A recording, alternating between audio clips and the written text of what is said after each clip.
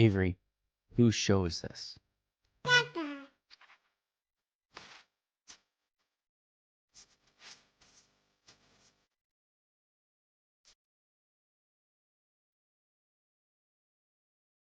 And we're live. Welcome, everybody, here to the Lakers Lounge Podcast. I'm Anthony Irwin, Senior Lakers Insider, as well as lead Lakers content creator for Offside, joined on this fine, kind of like too quiet, right?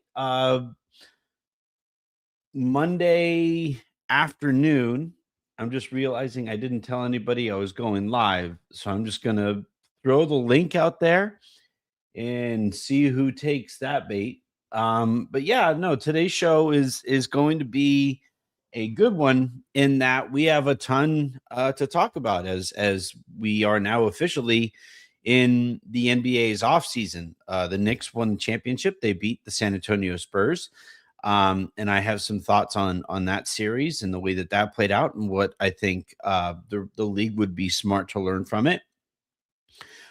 We will talk about the initial window that the Lakers have to negotiate with their free agents to be.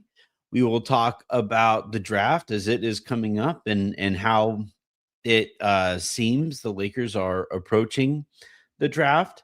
I also want to talk about the kind of main domino that needs to fall this summer before we really see activity pick up around the league, that being the Giannis trade and the role that the Lakers might play in it.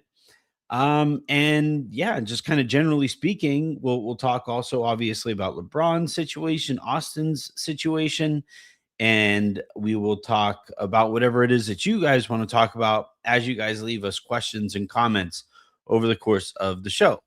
A reminder, as always, please hit like and subscribe on this here channel. Turn on notifications for the channel as well as for YouTube so you get the notifications for the channel. And then if you guys are listening to the show in the morning via podcast, please subscribe wherever you get those, preferably on Odyssey, but it all works for me. And today's show, as always, is brought to you in video form by Prize Picks. Use that promo code HMA, make a $5 lineup, use the promo code, get $50 worth of free lineups on Prize Picks. I used it earlier today and placed a friendly little wager or a friendly little I picked the Spanish national team to beat Cape Verde. And yeah. All right. Well, anyway, we'll go ahead and dive on in, starting with the Knicks beating the San Antonio Spurs, and one of the lessons that I am taking away from it. So Knicks beat the Spurs in 5. Yet another late game collapse from the San Antonio Spurs in that one. Crazy stat that I saw over the weekend that apparently the Spurs led for 72% of that series, yet lost in 5. That is crazy and would drive me batshit if I were a Spurs fan. The thing that I took away from the Spurs kind of offensive ceiling and the issues that they have is that they're really, really young and their veterans are not like at the standard that they need to be, right? You had like Keldon Johnson, who's a veteran now on that team. He was pretty bad in that series. De'Aaron Fox was abysmal for that series. Harrison Barnes was barely able to play. Luke Cornett, was Luke Cornett. And that basically meant that like Victor Wembanyama and Dylan Harper and Steph Castle needed to grow up a lot faster than they were able to. And it didn't work out for them. I still come back to with Victor Wembanyama, him not having a go-to move is just a very detrimental thing that the Spurs weren't able to overcome. And until he adds that to his game and is able to kind of on his own create a good look for the Spurs, their offense is going to have a bit of a ceiling on it, especially late. And this is now the time to take advantage of those shortcomings and holes in his game. And seeing as the Lakers have a guy in his absolute prime, the peak of his powers, it all kind of should signify to the should signal, that is, to the Lakers front office and organization that now is the time. There is no more transaction cycles that you can afford to kick the can on. And if they aren't able to reconfigure this roster to such an extent that the Lakers can viably compete for a championship, well, then it's time to bring in people to your front office who can. And I really think that, one of the lessons that I took from this is, you look at the Knicks. Mikal Bridges even said it after the game, right? He even said, like, fuck them picks when he was asked about the return on investment that the Knicks were able to get from trading for him and trading for OG Anunoby and signing Jalen Brunson and trading for Cat and doing everything that they have done, to build out this roster in the amount of time that it took to build out this roster. And it's just, to me, it really, the number one thing that I'm taking from this is the Knicks, that there was no like, oh man, should we really kind of focus on the future as well as the now? No, like they were desperate to capitalize on this window that Leon Rose has created for them.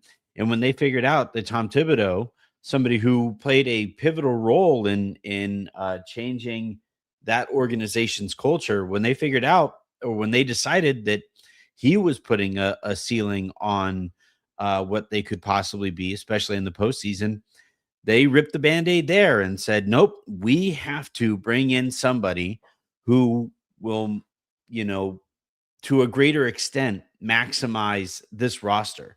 And they decided that person was Mike Brown. They were right. They win a championship. And, I think in this era where windows are just blink of an eye quick, and when, these postseason runs are often so thoroughly dictated by matchups and injury concerns and just a lot of luck.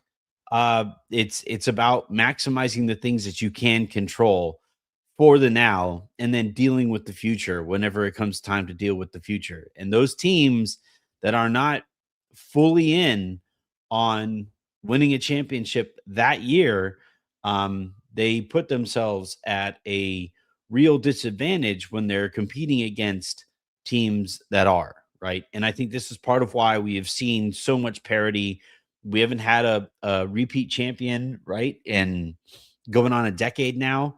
And I think it's not a coincidence. Like, even going into next season, who's going to pick the Knicks to win a championship next season? I don't think very many people would, right? And they're a team that really is going for it. So, with the Lakers and what they're looking to do now, and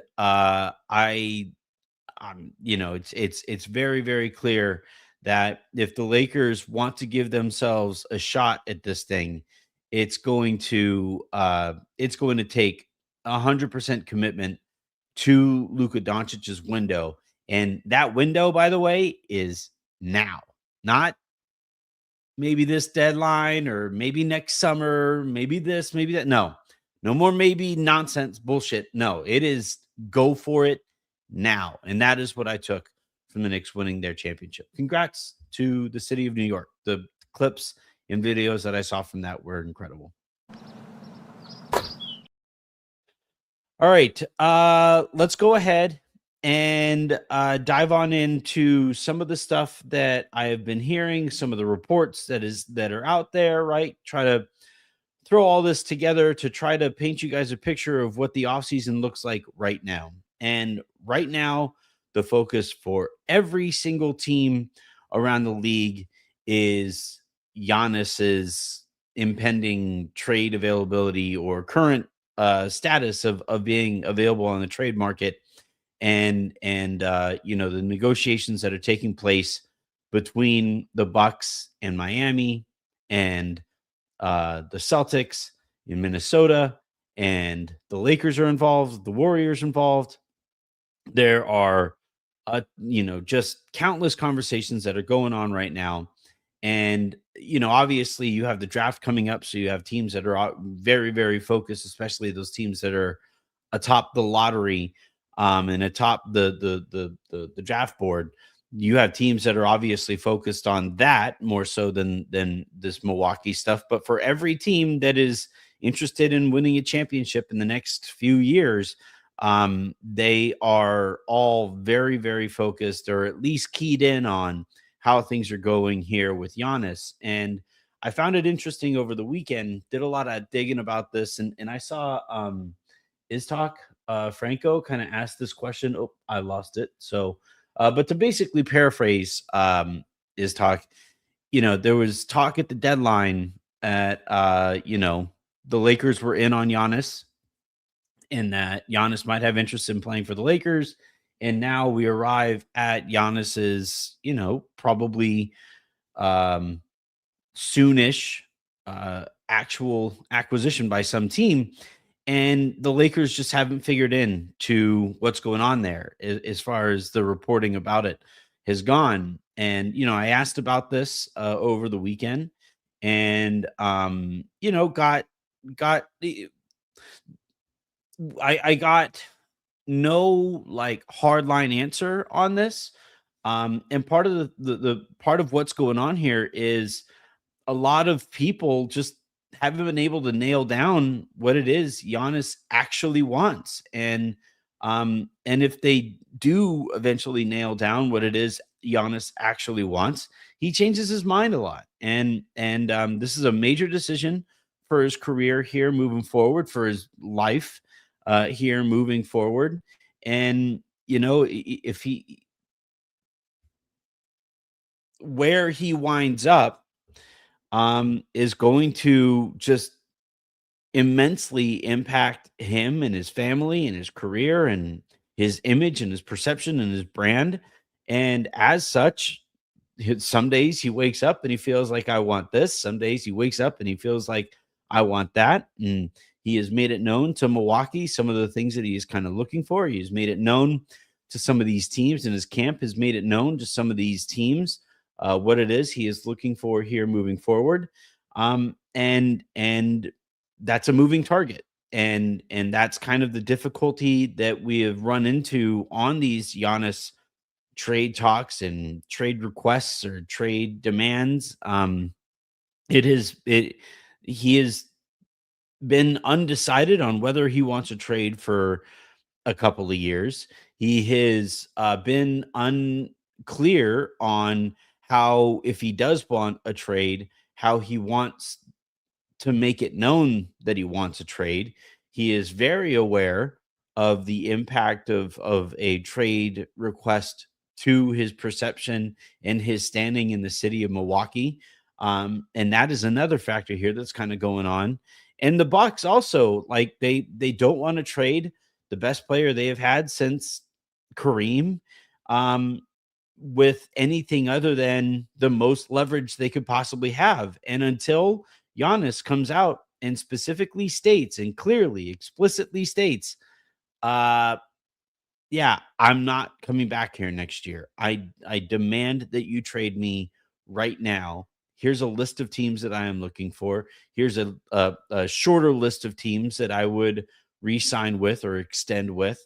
That is going to set my market. Until those factors are in play, Milwaukee is going to take their time and make sure they can get themselves the best offer that they can possibly get. And right now, the offer that seems to be the baseline for Milwaukee is whatever they could get from Miami, right?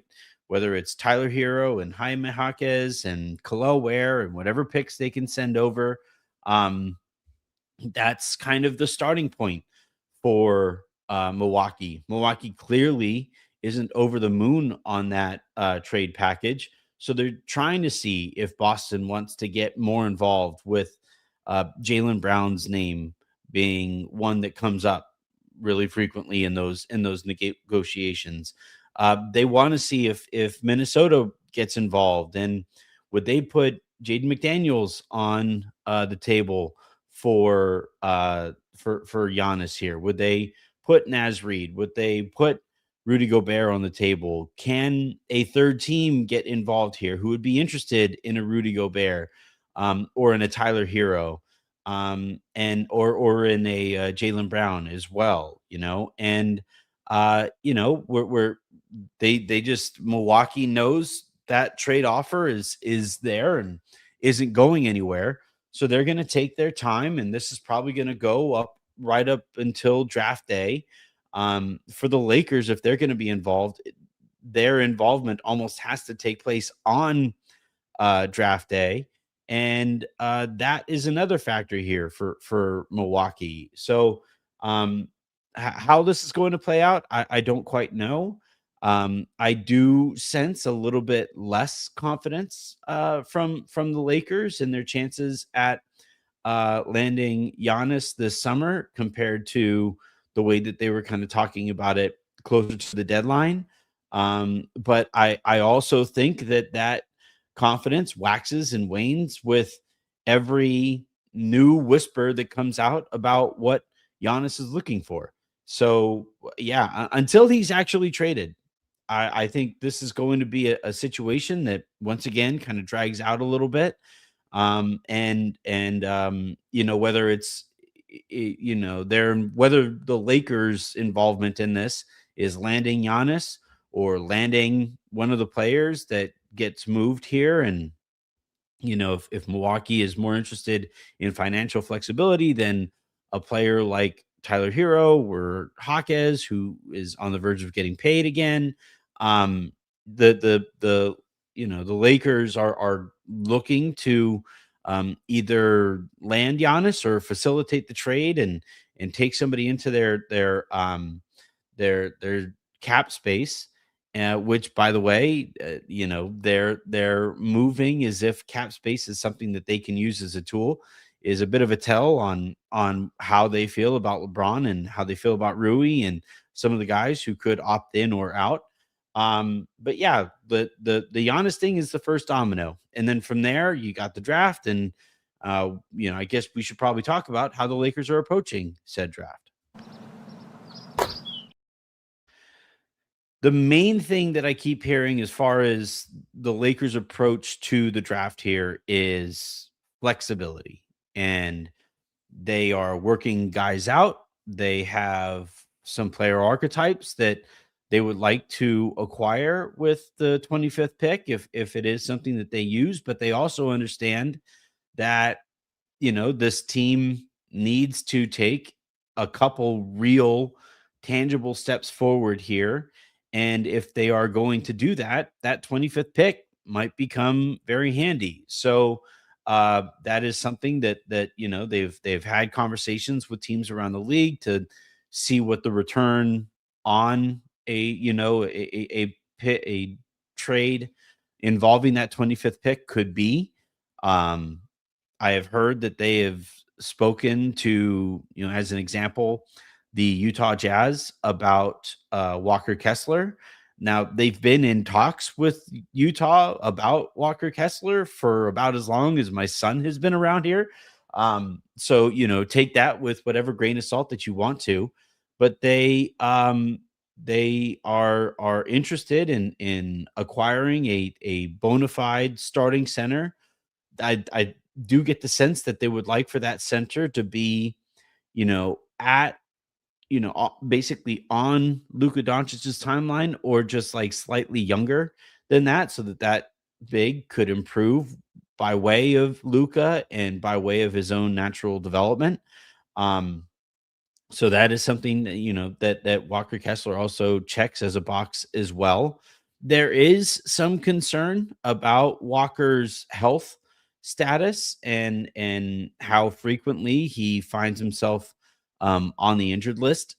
I would maybe push back on that a little bit and say that Indiana, or not Indiana, but Utah has literally been fined for, guys' availability and their efforts for tanking. So I would maybe hit, pause or at least slow down on some of the concern about Walker Kessler. He missed basically all of last year with a shoulder surgery, and that is something that could, I guess, affect his like ability to shoot or something like that. But that's not really what he brings to the table anyway. I do think that the Lakers have taken into account the possibility of making an offer to one of the key restricted free agents out there. Most notably Kessler or Peyton Watson. I think the Lakers like the idea of making life a little bit more difficult on the one of those two teams with whatever offer that they make. They do also understand that there's risk involved there, and that in order to make that offer to one of those two guys, they would have to renounce LeBron and potentially also renounce Rui Hachimura, which if you make that offer and you renounce those guys to make that offer, and then Utah or Denver just matches and isn't interested in playing ball, um, in moving one of their other guys to make that that offer sheet more uh, feasible, then the Lakers would just be kind of sort of screwed. And that's something that they would like to avoid as well. So you have that going on. The other thing, as far as the draft goes, is I would not be surprised at all if the Lakers looked to add another second rounder for this upcoming draft as well. Um, I have found it a little odd that the Lakers, made that big to do over hiring an assistant GM to be in charge of the draft. And now here we sit less than a couple of weeks from the draft and they don't have that position filled. That doesn't signal to me that that process is going exactly as they would like it to go. So I would probably look for that position to be filled in short order as well. And once we see who they kind of hire there, maybe we get a better understanding of what that assistant GM would be tasked with doing. But yeah, this upcoming draft here for the Lakers, the theme going into it, as has been basically the theme for a lot of what they have done over the years, is guess what? Optionality. I'm gonna go throw up. All right, let's talk about some of the guys who the Lakers are in negotiations with, right? To bring back during this window that they can have those negotiations.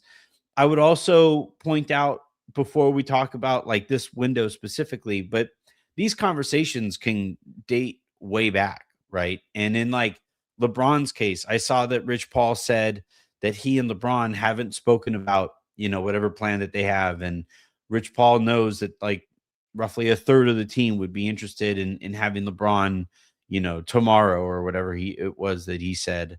But I have heard that the Lakers and LeBron's camp have had conversations, not just during this window or the immediate run up to this window, but they have had some conversations about, various numbers that LeBron could sign at and the impact that that would have on the roster that the Lakers could build around it.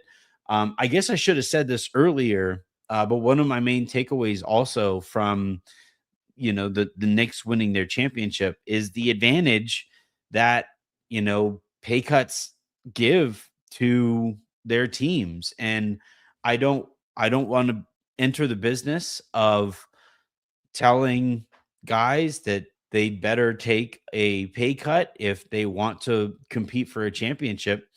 But, and this is why the players union kind of rolls their eyes anytime a player does take a pay cut like Jalen Brunson did.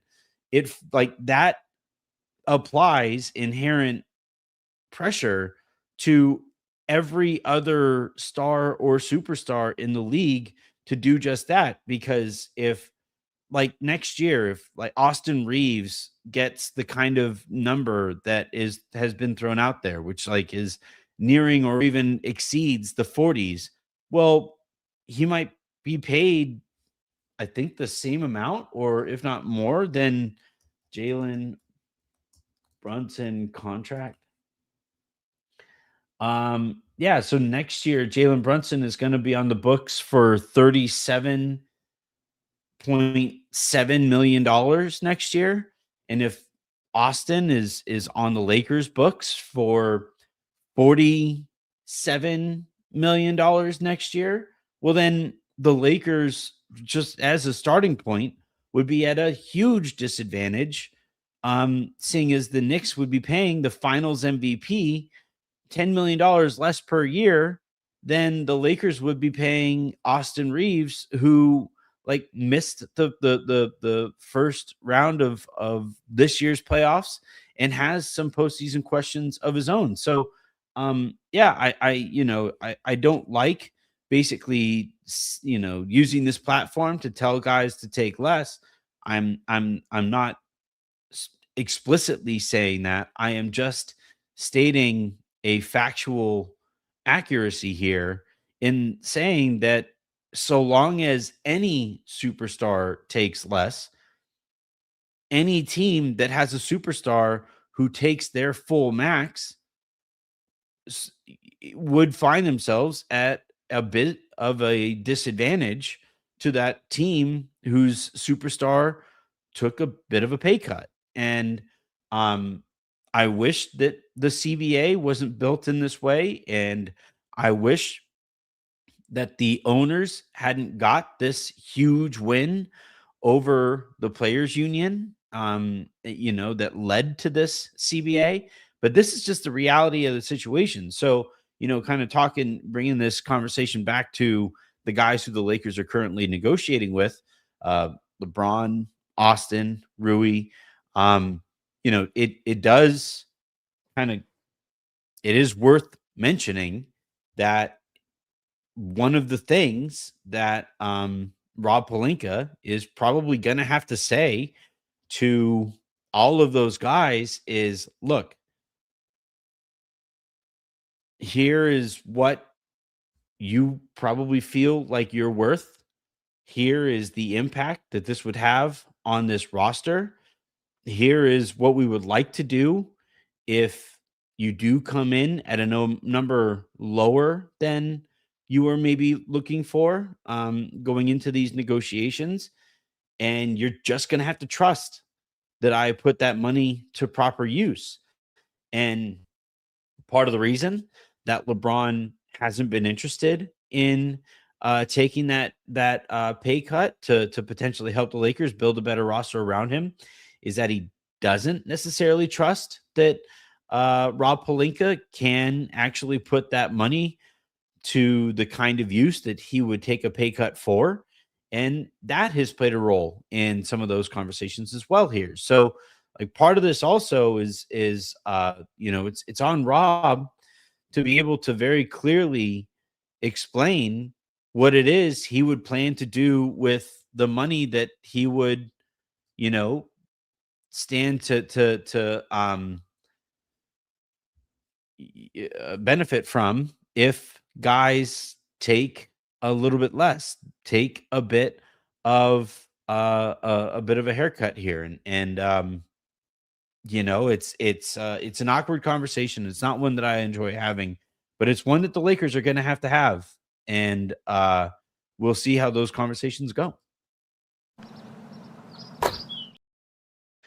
I was just really quickly scanning through the comments here. I sound okay, right? The last time that I recorded a show, we had those audio issues, but I believe I don't see any comments here about the volume, so I think we're okay.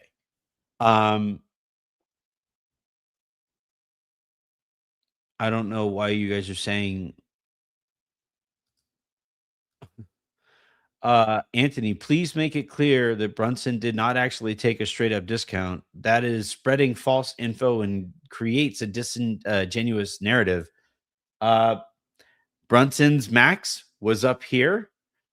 He took a contract down here.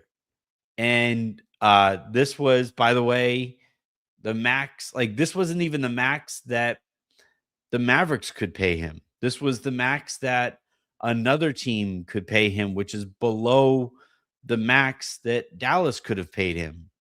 So, yeah, I don't know why you would push back against the notion that, like, Brunson isn't making every dollar that he could possibly make.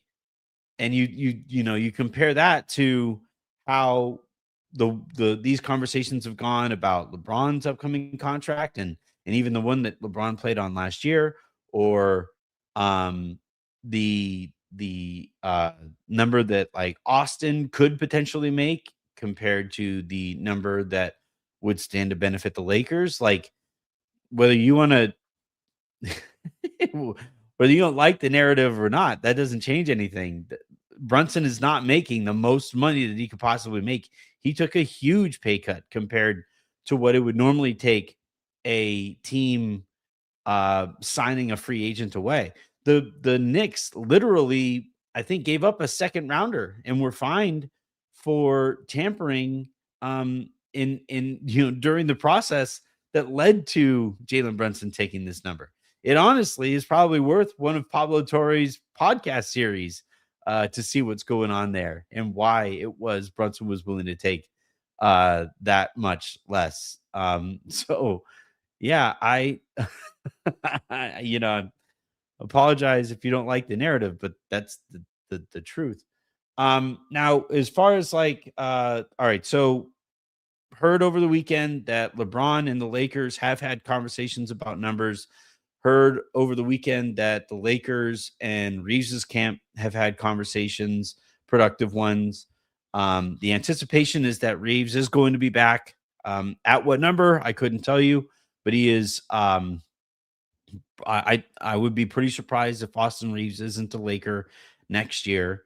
There is a lot less clarity on the LeBron aspect of this, and part of that issue is that the Lakers would like to open up cap space as quickly as they can, and they would like to have that cap space going into, like, the run up to the draft, so that they can have more real conversations about, what type of player they would trade for into their cap space.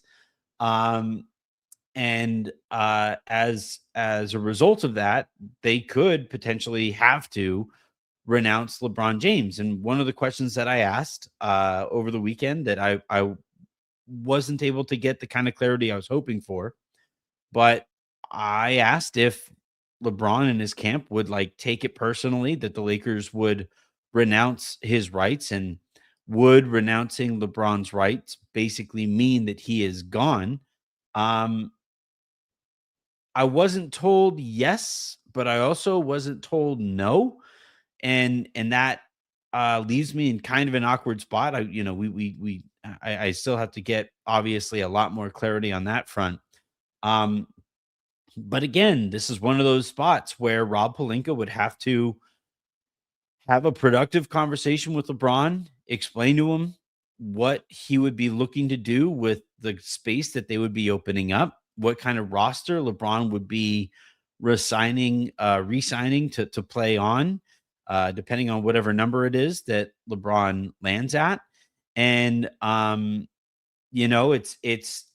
also, I think it's worth noting here that this potential plan of letting LeBron walk, bringing back Austin, maybe signing a center to, like, the $20 million range. The Lakers would be worse next year than they were last year under if that is how this offseason plays out. And um, for a team that has Luka Doncic entering his prime, if that is how this critical offseason plays out, once again, I go back to, all right, that is the best pitch that Rob Pelinka could throw. Let's go out and get a better pitcher.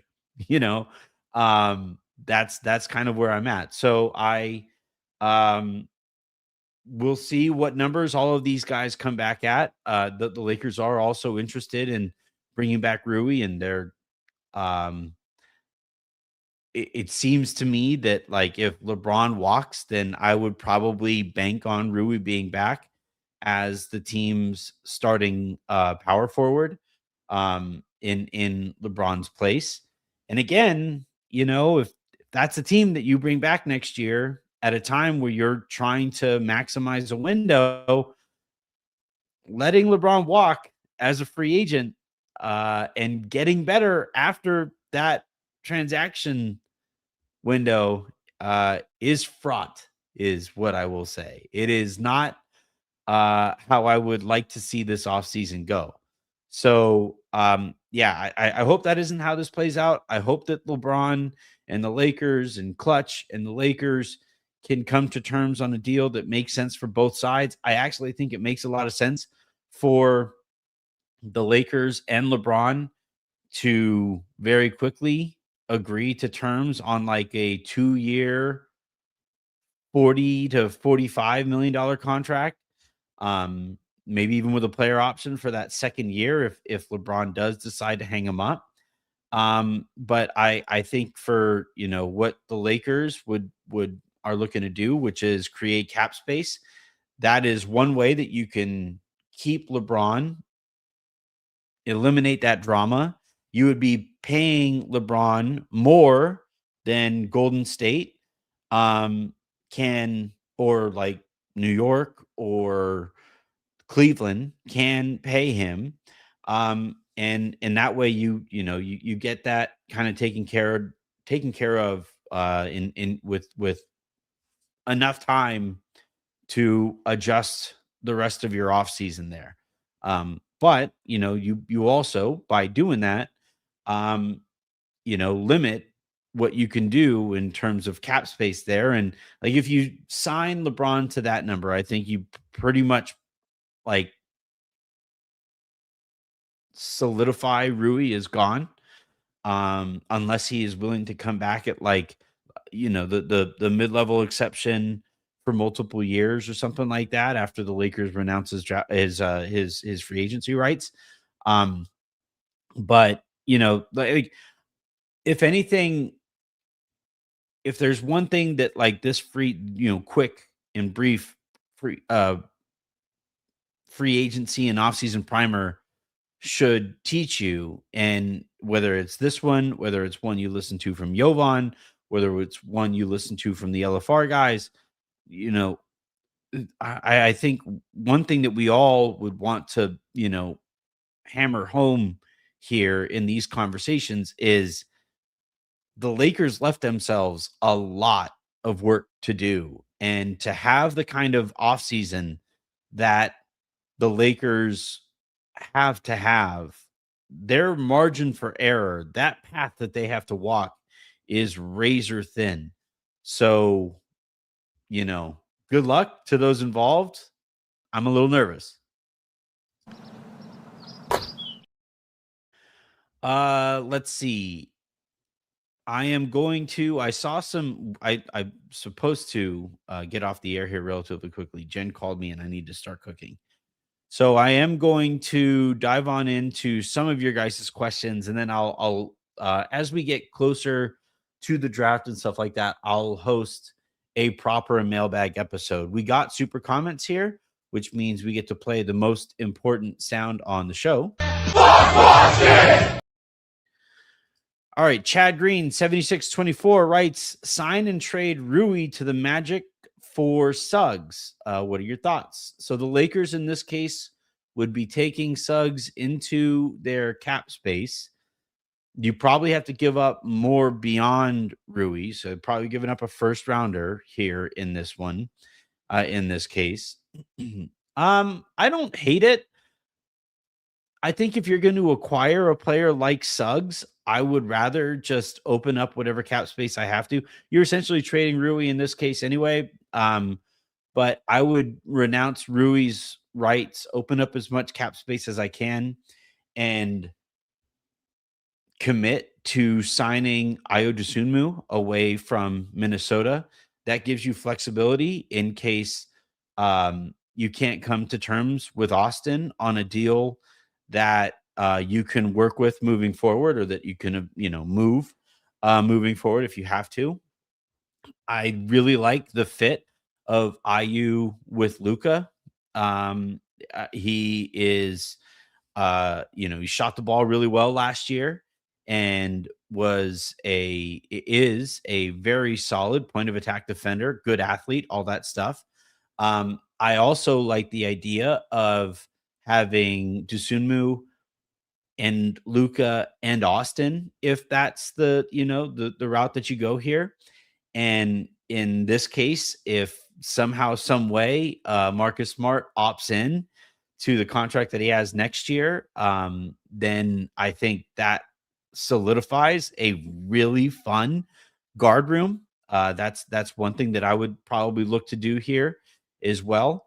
Um, it's probably going to cost you north of 20 million bucks a year, and you would be rooting, I think, in this case, for Minnesota to trade for Giannis, and hope that those efforts kind of distract from IU's potential departure. Also, if they trade for Giannis, that is a very expensive team. So either, like, if they trade for Giannis, I think in this case you would hope to either land like Gobert or Naz Reid or Dusunmu via free agency. But I like Dusunmu is the guy that I find myself like going back to the most in free agency, where it's like he's unrestricted. The Minnesota has other things on their docket. They are up against what those owners are kind of willing to pay for that roster. Can you kind of take advantage of the situation? He also fills a position of dire need in terms of perimeter defense, and he could, maybe improve your leverage with a guy like Austin. You could also sign Austin later in the offseason after you use the cap space on Dusunmu, and you can go above the cap to re-sign Austin here. Acquiring Dusunmu this way doesn't like hard cap you to the first or second aprons or anything like that. So yeah, Dusunmu is probably the guy that I find myself most interested in here. Suggs provides some of the same stuff, not quite the shooter, better defender, a lot better defender. Suggs is one of the best perimeter defenders out there in the league. Has had quite the injury history also, though, so that would make me a little nervous. I probably lean to Sunmu over Suggs if I had to choose one over the two. Let's see. The next question here comes from Ryan Lucas. Sounds like Turner and one of Brown or Cam is LA's outcome. Um, I I I don't think their outcome is anywhere near solidified right now. There is so much up in the air. Like, we will not know what the offseason looks like, or could even start to look like, until Giannis is traded, or Milwaukee makes the decision to pull him from the trade block and just goes into next season with Giannis on the team. Like, that is also technically on the table here still. I think Wendy talked about that earlier today. Um, is once I do think that, like, it's probably likelier that Giannis is traded, and once he is traded, I think Miles Turner will either be included in that trade, or moved shortly thereafter, and he is somebody who I would be interested in if I were the Lakers. I do get the sense that Denver is kind of bracing for losing one of those core pieces, whether it's Christian Brown or Cam Johnson or Aaron Gordon or Jamal Murray, because Peyton Watson would push them into the luxury tax, and their ownership is cheap there. Um, so if I had my choice of all of those guys, I would probably prefer Gordon, even though I'm very nervous about his injury status moving forward. Um, and then, you know, uh, if you're like if you land Aaron Gordon, do you also then need to acquire a Miles Turner? I don't know. But yeah, I basically, Ryan, I'm sorry that this is such a vague answer. It's so early in the offseason. I don't think we can say that like there is a likeliest outcome here with the Lakers. Like the likeliest outcome technically would probably be a roster that looks somewhat similar to last year's roster. But I think the Lakers are also very aware of like the disinterest in that roster that exists within the fan base, and I think they're working really hard to make sure that that isn't the likeliest outcome. But they also um, aren't going to hurt their chances at making a better roster out of the desperation for change, even though their stance on LeBron so far screams of doing just that. Let's see. Next question here that we can or that I'll answer. All right.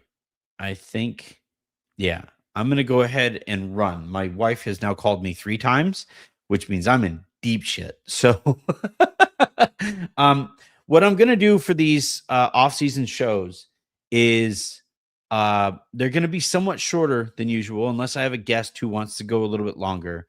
But they're gonna be somewhat shorter and they're probably gonna be more frequent because we're gonna have so much information coming in. So I also have some meetings lined up to kind of figure out, what is coming next for some of my content. And once I get some more clarity there, you guys will know about it. But yeah, right now the plan is, the usual daily shows and breaking them up the way that I normally do, but they are going to be a little bit shorter than usual, just because I anticipate recording quite a few like breaking news or report or this is what I'm hearing type episodes. So we'll move forward that way. Have a great rest of your day, everybody. Make somebody else's, and I will talk to you guys tomorrow.